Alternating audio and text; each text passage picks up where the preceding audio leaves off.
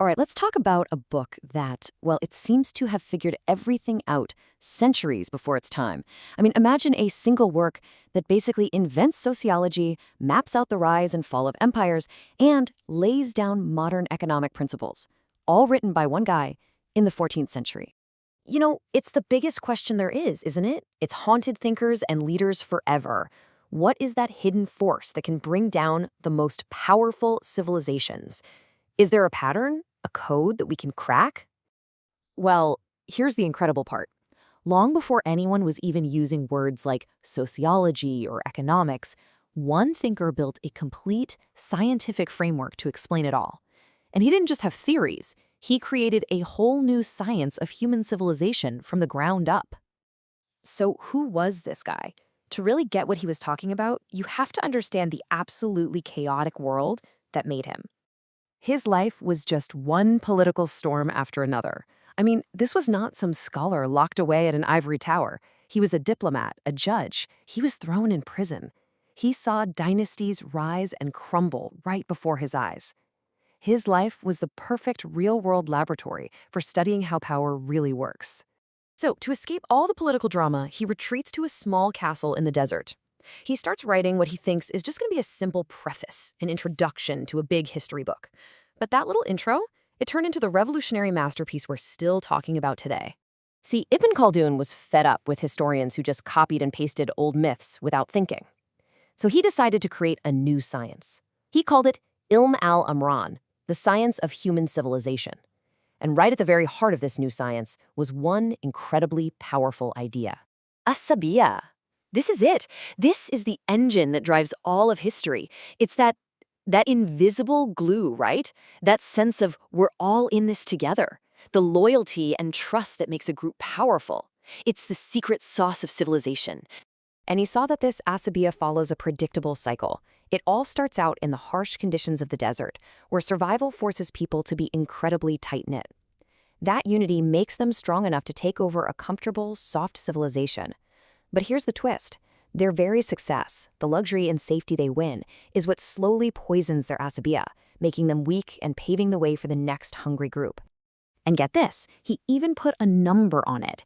He calculated that this whole cycle, from conquest to collapse, takes about 120 years, or 3 to 4 generations. The first generation is full of tough warriors. Their kids are administrators. Their grandkids are poets who enjoy the wealth. And by the 4th generation, they've completely forgotten the toughness that got them there in the first place. So let's dig into that a little bit more. For Ibn Khaldun, where you live fundamentally shapes who you are. And that's key to this whole cycle. He saw this major split in humanity. On one side, you have rural or nomadic life, al-Badawa. It makes people tough, courageous, and communal because they have to rely on each other to survive. On the other side, you have city life, al-Hadara. It gives you art and science, but it also makes people dependent and individualistic. They lose that group solidarity. So when he says luxury corrupts, he doesn't mean it as a moral scolding. For him, it was a scientific fact, a natural law as predictable as gravity. The very comfort that a civilization creates is what inevitably eats away at the social solidarity, the Asabiyyah, that built it.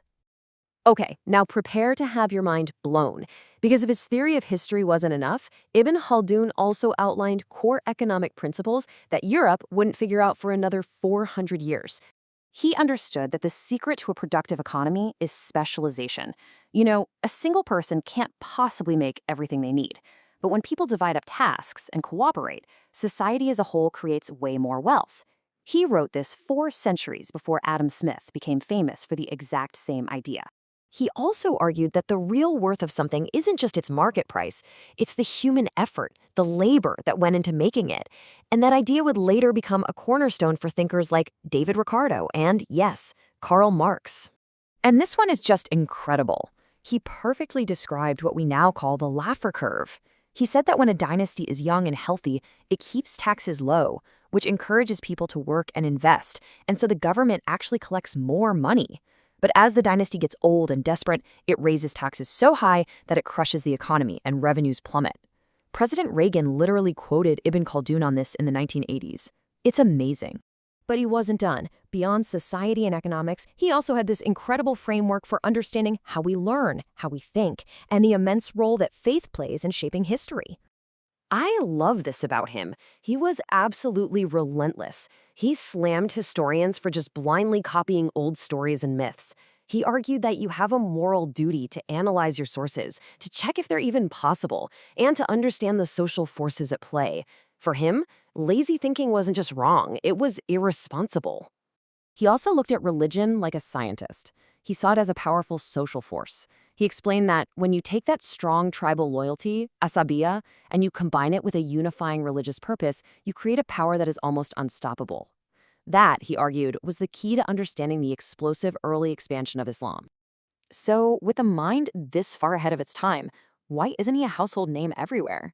Well, for centuries, his work was largely unknown in Europe. That is, until it was rediscovered.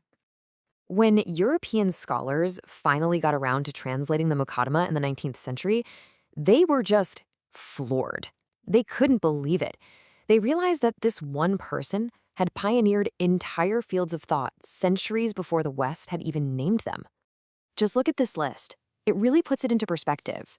The nature of power, the philosophy of history, economic drivers, the very foundation of sociology.